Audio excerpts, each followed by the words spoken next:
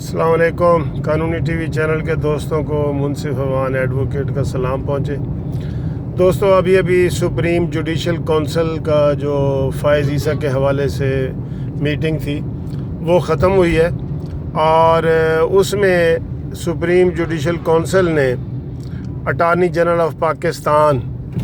جنہوں نے ایلیگیشن دائر کیا تھا ان سے آج جواب الجواب مانگا ہے۔ جواب الجواب دوستو یہ ہوتا ہے کہ پہلے انہوں نے اٹارنی جنرل نے حکومت نے ان کے اوپر ایلیگیشن لگایا فائز عیسیٰ کے اوپر کہ تمہاری مسز کے نام جو پراپرٹی ہے وہ تم نے ڈکلیئر نہیں کی، تو یہ وائلیشن ہے اور اس لیے تمہیں وہ سروس سے ان کو ڈسمس کیا جائے، یہ ایلیگیشن تھا۔ تو اس کا فائز عیسیٰ صاحب نے جو گزشتہ ڈیٹ تھی، تاریخ تھی، اس کے اوپر اس کا جواب دیا، ٹھیک ہے۔ تو اس جواب کو دینے کے بعد حکومت نے کہا کہ ہم اس کا مزید جواب دیتے ہیں، تو سپریم جوڈیشل کونسل نے ان کو موقع دیا، اور میں یہ سمجھتا ہوں کہ اگر اس میں کوئی ایسی بات ہوتی جو حکومت فائز عیسیٰ نے جو جواب دیا تھا، اگر اس میں کوئی وزن ہوتا تو سپریم جوڈیشل کونسل حکومت کو جواب دینے کے لیے کہتی بھی نہیں، لیکن انہوں نے حکومت کو دوبارہ کہا ہے کہ آپ جواب الجواب دیں، یعنی کہ جو فائز عیسیٰ نے کہا ہے اس کی ریبٹل میں کچھ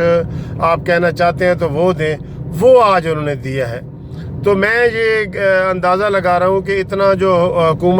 حکومت کی طرف سے 2 دفعہ آیا ہے، ایک دفعہ ایلیگیشن آیا ہے، دوسری دفعہ جواب آیا ہے، تو اگر تو ٹھوس ثبوت ہوتے فائز عیسیٰ صاحب کے،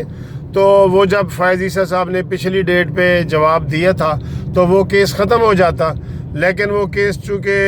ابھی ان کی ڈیٹ پڑی، پھر ان کو حکومت اٹارنی جنرل کو جو ہے وہ مزید جواب جمع کرانے کی ڈیٹ دی گئی۔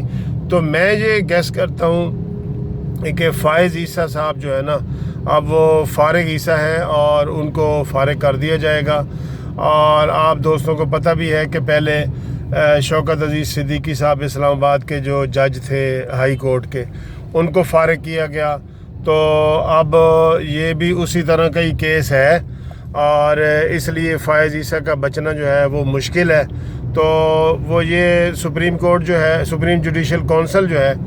وہ آج بھی فیصلہ کر سکتی ہے اس کے اوپر، اور نیکسٹ میٹنگ میں بھی فیصلہ کر سکتی ہے۔ تو زیادہ تر امکان یہی ہے کہ فائز عیسیٰ یہ ان کو فارغ کر دیا جائے گا۔ Thank you very much.